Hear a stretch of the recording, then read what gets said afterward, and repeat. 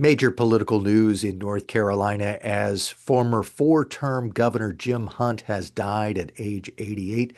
The news confirmed by his daughter, our current Lieutenant Governor Rachel Hunt.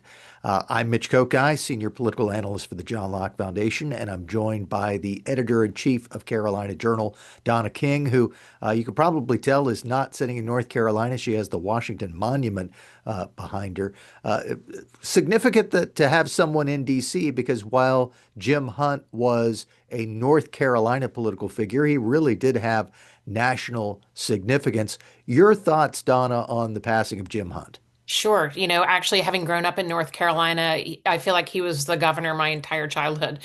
He served four terms from 77 to 85, and then again from 93 to 2001. So when you think of a North Carolina governor, you truly think of Jim Hunt. And he really focused a lot on education, was a huge advocate for the development of Research Triangle Park, lots of biotech, North Carolina biotech, all of these kind of things that we think of when you think of North Carolina, you really think of Jim Hunt. And so it really is quite a day in North Carolina, his passing, but his legacy is just tremendous.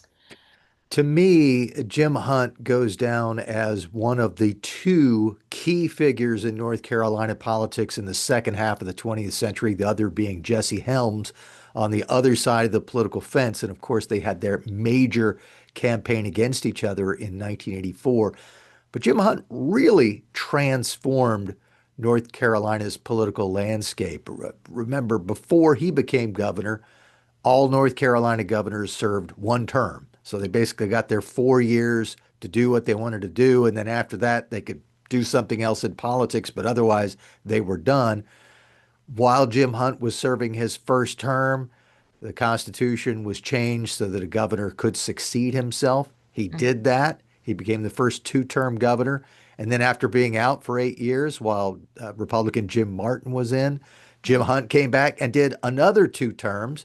I mean, Sure. my first experience with Jim Hunt was not personal in terms of interaction with him, but it was personal in terms of impact on me. And that was when I was in college at Carolina, we lost one of our professors because he went to become Jim Hunt's environmental secretary when he started his third term. So that was the first experience I had with him. And then during my professional career, had a number of times to encounter him.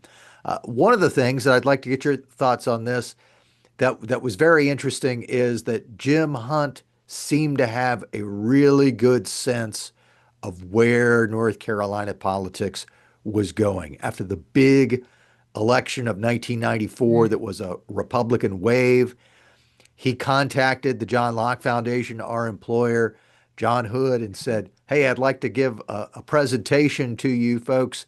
And that presentation ended up having as a major component a tax cut.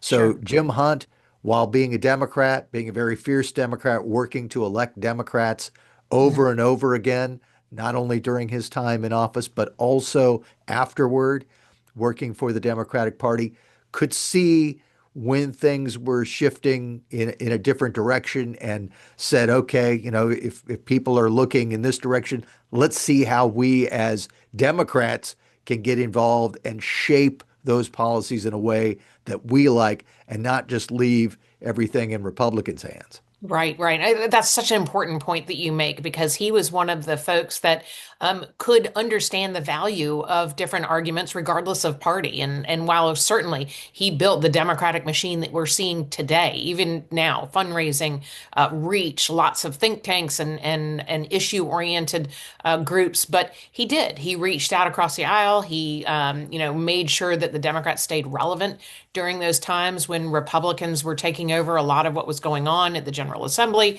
or certainly on Capitol Hill. He was always able to do that. Certainly don't mistake him for, anything other than a Democrat, of course, but he really was able to reach across and see everyone as North Carolinians first.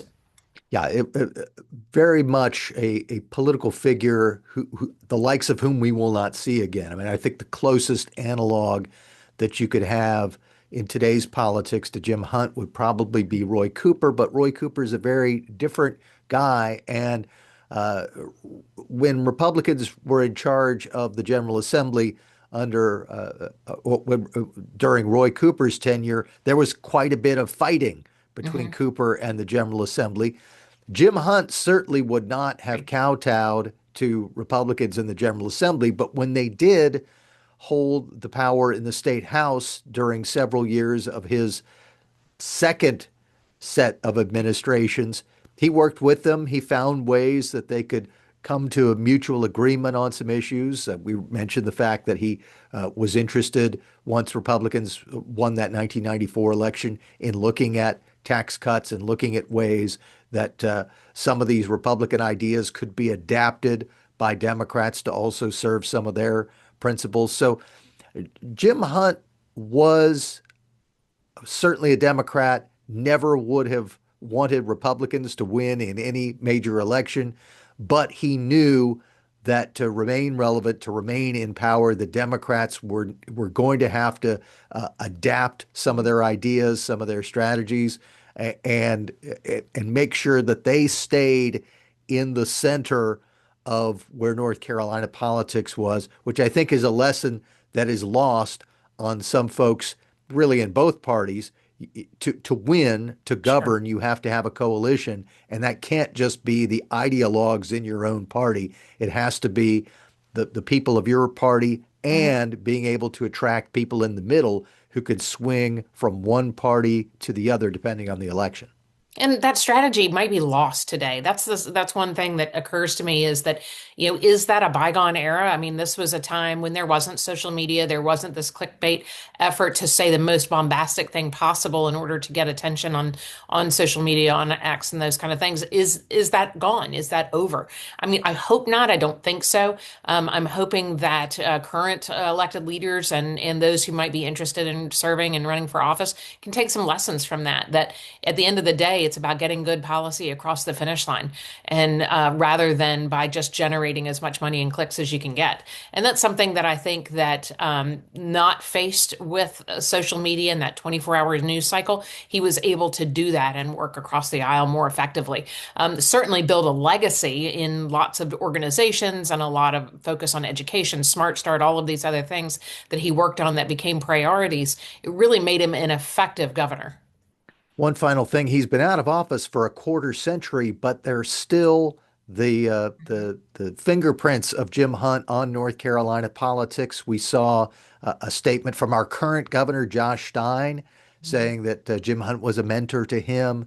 Certainly Roy Cooper, who not only served 2 terms as governor, but is now the Democrats' candidate for U.S. Senate, would certainly count Jim Hunt among the people who influenced him.